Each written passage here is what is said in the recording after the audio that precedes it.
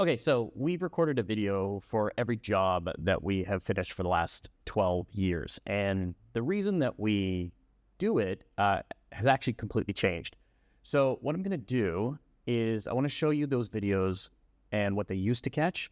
Then I want to show you what AI broke about that. And then the one part that I deliberately decided not to automate when we were integrating AI into our systems.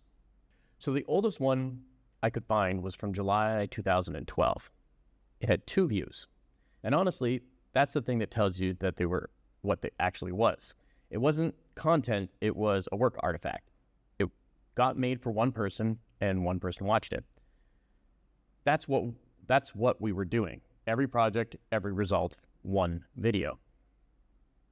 And the reason we did this was pretty boring. We just wanted a visual record of what the client had asked for. And what we actually did for them. But that's not what it turned into. Because here's what happened when you sat down to record one of these videos. You got to the feature and then it falls over on camera while you're recording it. Now, typically, if you were trying to make this as content, this would be very frustrating and you would go back and do it again. So you stop, you go fix it, and then you record it again. And that loop quietly became how the place worked. We'd record it, spot the thing they missed, fix it, and record it again. And so I realized that I could use this to our advantage. That loop is how the shop held quality for 12 years. The video never really was the deliverable. The video was the instrument. The client report was kind of a byproduct. So I'm not going to teach you the code that I used on this one. That's not the point. The point is that the process was actually used for, because that's the part that broke it. So with AI doing most of our coding, here's the thing that nobody tells you. AI almost never makes a coding mistake, and if it does, it catches it and it fixes it. What it does get wrong, though, is the context of the job. It builds something that works perfectly, and then it completely built the wrong thing. So this is the piece of the work that goes through before anybody looks at it. Test, code review, linting, type checking, those all come back positive. And now when we think about every single one of these jobs, what is actually being checked? They're checking whether the code is correct.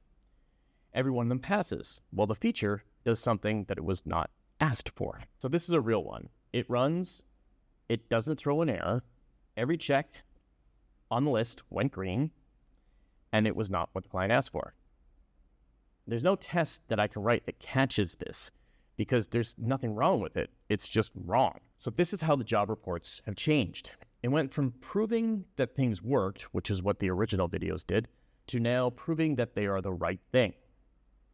Now, the obvious way to build this would have been to have the AI write a technical summary for the developer, summarize the differential, and honestly, that's what everybody else does. And it's kind of useless here. A developer reading a diff can confirm the code was good, and that's kind of where everybody's focused their energy. But they can't see that it's the wrong thing, or at least not immediately, because they weren't in the room when the feature was asked for, because the developers don't want to talk to people. So when we write the thing in plain client language, it's not for the developer, it's for the client. And the reason we do that is because the only person who can look at this and go, that is what I asked for, was the person who asked for it. They're the one who is holding all the context. So the video has to be aimed for them. So the shape of this is, the agent finishes the work and it opens up a pull request. A senior developer pulls that down and reviews the GIF that was created by the agent. And then goes and creates their own job report. Because they can see the thing moving, they're able to do that. And here's the part where I expect most people to disagree with me. The last step is human on purpose. And it's not because the machines can't do it. They totally can. I built the thing so that it actually does that. It's the human because the senior dev is the one who's going to get blamed when it's wrong. So stopping the automation at a point where someone's name is on it is actually the whole point of the system. So then why did I build an AI voiceover? And this is the least glamorous reason in the whole video, because my senior dev is quite often physically in a place where they can't record a video. Either they're traveling, they're in a coffee shop. That's actually the bottleneck. It was never a skill and it was never time. It was background noise. Now, there are some things that make that better, but why not generate out a AI voice of the developer doing it for those one-shots that do well?